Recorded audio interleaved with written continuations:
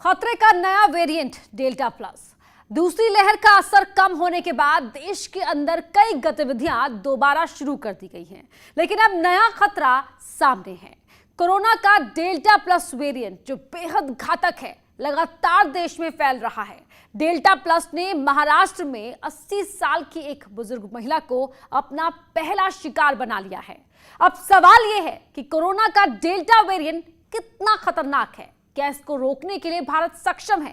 क्या जो वैक्सीन दी जा रही है वो डेल्टा वेरिएंट के वायरस को रोक पाएगी? आज इन्हीं सवालों के जवाब हम तलाशेंगे।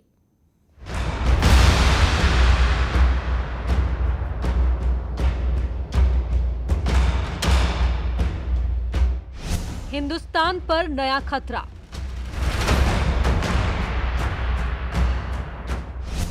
भारत समेत 85 से ज्यादा देशों में कोरोना के डेल्टा वेरिएंट का प्रकोप।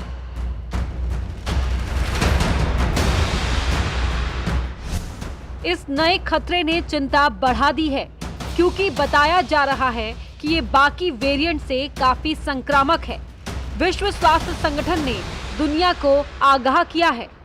एक ये नया बहुत खतरनाक वायरस का वेरिएशन आया है जिसमें ट्रिपल म्यूटेशन है और ये नेपाल से शुरू हुआ था। WHO ने कोविड-19 के दूसरे स्वरूपों के मुकाबले डेल्टा वेरिएंट को खतरनाक बताया। उसने कहा है कि सबसे अधिक संक्रामक डेल्टा वायरस के अन्य स्वरूपों के मुकाबले हावी होने की आशंका इसकी ज्यादा है। WHO की ये चेतावनी ऐसे समय में आई है जब 85 देशों में डेल्टा प्लस वेरिएंट के मिलने की पुष्टि हुई है। इस समय हम खड़े हैं ICMR के बाहर, ये जहां पर रिसर्च से ये बात शामिल हो चुकी है कि कोविड का जो डेल्टा प्लस जो वायरस है वो अब तक का सबसे खतरनाक वायरस है और ये वायरस तेजी से फैल रहा है। WHO की ओर से 22 जून को जारी कोविड-19 साप्ताहिक महामारी विज्ञान अपडेट में कहा गया कि दुनिया भर में अल्फा स्वरूप का वायरस 170 देशों में मिला है, बीटा वेरिएंट 119 देशों में, गामा वेरिएंट 71 देशों में और डेल्टा वेरिएंट का 85 देशों में पता चला है। भारत की आबादी ज्यादा है, इसलिए सबसे ज्यादा सावधानी रखने की आवश्यकता है। अभी तक कुल भारत में इसके 22 केस हैं, लेकिन उसके बावजूद जिस तरीके से ये केसेस लगातार बढ़ रहे हैं, तो केंद्र सरकार ने 3 राज्यों में अलर्ट जारी किया है और ये कहा गया है कि अगर इसका कोई भी वायरस सामने आता है तो उस पे तुरंत उसका इलाज करवाया जाए उस मरीज का, और जांच की जो है वो जो कोविड की जो जांच हो रही है उसकी जो स्पीड है वो और ज़्यादा बढ़ाई जाए 3 राज्यों में। इसी बीच महाराष्ट्र में कोरोना वायरस के डेल्टा प्लस वेरिएंट से महिला की मौत की पुष्टि राज्य सरकार ने की है। महाराष्ट्र के स्वास्थ्य मंत्री राजेश टोपे ने कहा कि महाराष्ट्र में 21 डेल्टा प्लस कोविड वेरिएंट के रोगियों में से 80 साल की एक महिला की मृत्यु हो गई है। महिला रत्नागिरी के सम्मेश्वर तहसील की रहने वाली थी। इस बुजुर्ग महिला को अन्य बीमारियां भी थी, बाकी 20 मरीजों की हालत ठीक है। सिंगापुर की एक स्टडी में पाया गया कि डेल्टा वेरिएंट के मरीज को ऑक्सीजन की जरूरत होती है, साथ ही उसे ICU में रखना पड़ता है। वहीं जापान की एक स्टडी में भी पाया गया कि डेल्टा स्वरूप अल्फा स्वरूप की तुलना में अधिक संक्रामक है। और अब ये और कंट्रीज में जा रहा है और कुछ जो केसेस मिले हैं हमको, जो जैसे UK में स्टडी हुए हैं अभी तक के केसेस, उसमें से ज़्यादातर लोग पूरे वैक्सीनेटेड नहीं थे।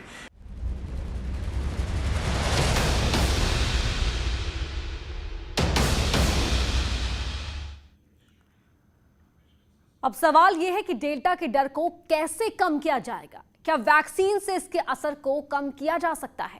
क्या जिन्हें वैक्सीन दी गई है उस पर डेल्टा वेरिएंट का असर होगा? अगर डेल्टा का कहर ज्यादा हुआ तो यूपी समेत देश में क्या तैयारी की जा रही है? क्या तीसरी लहर डेल्टा वेरिएंट के रूप में आएगी? सरकारों ने बाजार तो खोल दिए हैं, लेकिन कोरोना को रोकने के लिए वैक्सीनेशन का काम तेज कर दिया है। भारत में अब तक लोगों को वैक्सीन की 31 करोड़ से ज्यादा डोज दी गई है। यूपी में पिछले 24 दिन में 1 करोड़ से ज्यादा लोगों को वैक्सीन लगाई गई है। हर रोज हजारों लोगों को वैक्सीन दी जा रही है, लेकिन डेल्टा वेरिएंट के आने के बाद से सवाल उठने लगे हैं कि क्या वैक्सीन डेल्टा का प्रभाव कम कर पाएगी? डेल्टा वेरिएंट के खिलाफ वैक्सीन कितनी कारगर है? पर ये माना जा रहा है वैक्सीन इस पर अफेक्ट करेंगी, क्योंकि ये एक्चुअली जो इसका म्यूटेशन हुआ है वो स्पाइक पे प्रोटीन्स पे हुआ है, S1 पे, और वो बहुत ज़्यादा फॉर्मली अब अटैच हो जाएगा सेल से, ऐसा उसमें वेरिएशन आ गया है। साथ में अब ये आया है कि जो हमारा ब्राज़ील का वायरस था जो उसमें वेरिएशंस आए थे, म्यूटेशन हुए थे, और जो साउथ अफ्रीका का था, वो दोनों म्यूटेशन इसके अंदर ऐड हो गए हैं, और ये ट्रिपल म्यूटेंट है जिसको बहुत खतरनाक माना जा रहा है। आखिर किस आधार पर कहा जा रहा है कि जिन लोगों को वैक्सीन दी गई है उन्हें डेल्टा से डरने की आवश्यकता नहीं है? क्या इसके पीछे कोई आधार है या सिर्फ अनुमान?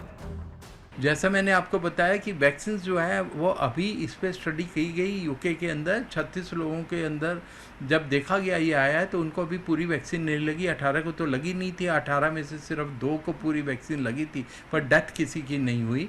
पर ये माना जा रहा है कि क्योंकि ये स्पाइक प्रोटीन के ऊपर ही वेरिएशंस हुए हैं और इसके अगेंस्ट वैक्सीन काम कर रही हैं, करेंगी। हाँ, ये कंसर्न जरूर है कि जो मोनोक्लोनल एंटीबॉडीज़ का मिक्सचर जो अभी अप्रूव हुआ है, जो हमारे DCGI से भी अप्रूव हुआ है, इंडिया में मैन्युफैक्चर शुरू होगा, वो शायद इस पे पूरी तरह से इफ़ेक्टिव ना हो, ऐसा सोचा जा रहा है, पर ऐसा कोई प्रूफ नहीं है अभी। भारत में अब तक सिर्फ 4% आबादी को ही वैक्सीन की दोनों डोज लगी है, जबकि 18% आबादी को वैक्सीन की एक डोज लग पाई है, यानी एक बड़ी आबादी वैक्सीन के इंतजार में है। ऐसे में अगर डेल्टा तेजी से फैलेगा तो मुश्किलें बढ़ेंगी, लेकिन वैक्सीनेशन के जरिए इस प्रभाव को कम किया जा सकता है। दुनिया में पिछले 6 महीने में देखा जाए तो नेचुरल इन्फेक्शन की इफिकेसी कितनी है कि 7 महीने तक 100% सीवियरिटी रोकना जो है, 95% जो है आपका ये रोकना जो है इन्फेक्शन को रोकना, किसी वैक्सीन में नहीं है। वैक्सीन करता है, इसका ये मतलब नहीं होगा हम सबको नेचुरल इन्फेक्ट कर देंगे। वैक्सीन भी प्रोटेक्ट करता है, बट वैक्सीन जो है सीवियरिटी प्रोटेक्ट करता है, डेथ को प्रोटेक्ट करता है, 100% नहीं करता, फिर भी अच्छे खासे में करता है। अगर आप अनवैक्सीनेटेड ग्रुप से उसको कंपेयर करें तो वैक्सीन जो है बेटर प्रोटेक्शन दे रहा है, लेकिन अगर आप नेचुरल इन्फेक्शन से उसको कंपेयर करें तो नेचुरल इन्फेक्शन बेटर प्रोटेक्शन दे रहा है। यानी इसका मतलब ये हुआ कि संक्रमण को गंभीर होने से वैक्सीन बचा सकती है, लेकिन 100% सुरक्षा देगी, ऐसा कहना मुश्किल है।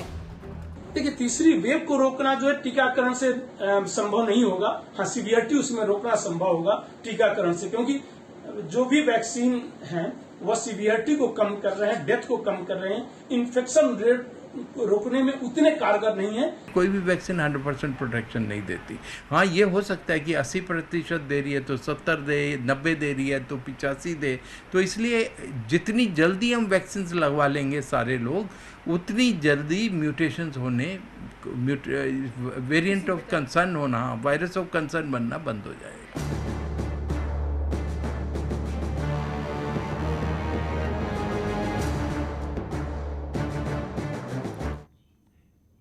तीसरी लहर और डेल्टा के प्रकोप बढ़ने से पहले वाराणसी में 42 से ज्यादा बच्चे संक्रमित मिले हैं। इसके बाद से वहां का प्रशासन अलर्ट है। ऐसे में सवाल यह है कि अगर डेल्टा का प्रकोप या तीसरी लहर आती है तो चुनौतियों को हम किस तरह से उनसे निपटेंगे? सरकार के पास क्या योजना है? जिलों से लेकर बड़े शहरों तक तैयारी क्या है?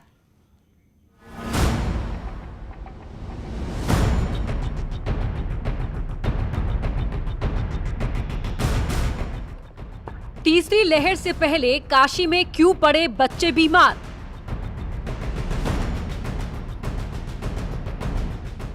बयालीस बच्चों के संक्रमित होने से काशी प्रशासन अलर्ट।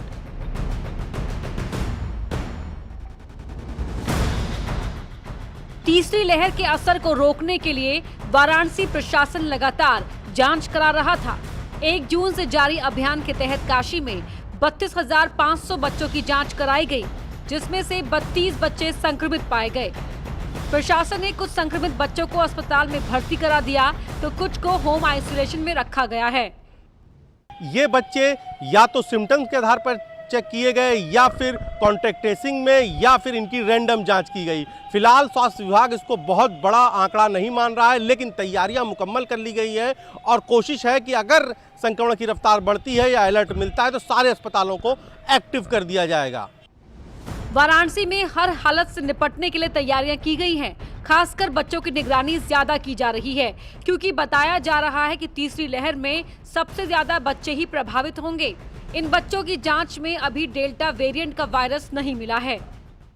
ऐसी सूचना अभी इन बच्चों में जो है, जैसे इसकी जांच जो है BHU से जो है इसका वो किया जाता है, लेकिन अभी इसके बारे में कुछ नहीं पता है हमें।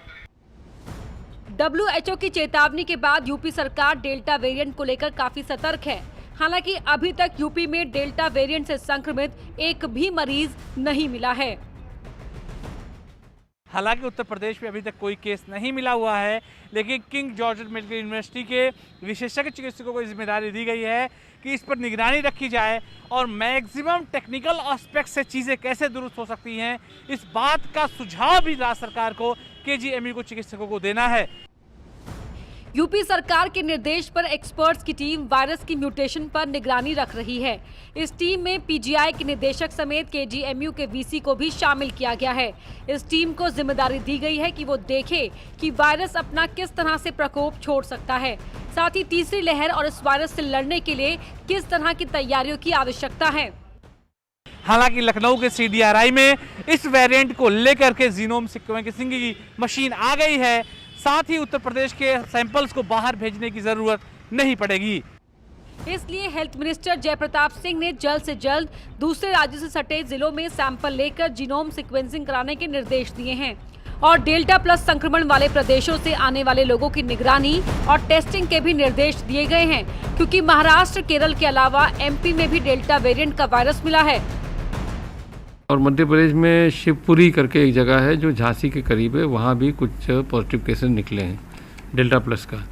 हमारी जो तैयारी है, हम पिछले 3 महीने से इस बात को ध्यान में रखते हुए कि कभी भी तीसरा लहर आ सकता है, तो हम जीनोम सीक्वेंसिंग इसका 10% के सारे हमारे जो होते हैं वो जीनोम सीक्वेंसिंग का थोड़ा सैंपल हम भेजते रहते हैं समय समय पर। जीनोम सीक्वेंसिंग के लिए पहले दिल्ली और हैदराबाद में सैंपल भेजे जाते थे, लेकिन अब मशीन आने से यूपी में ही इसकी जांच होगी।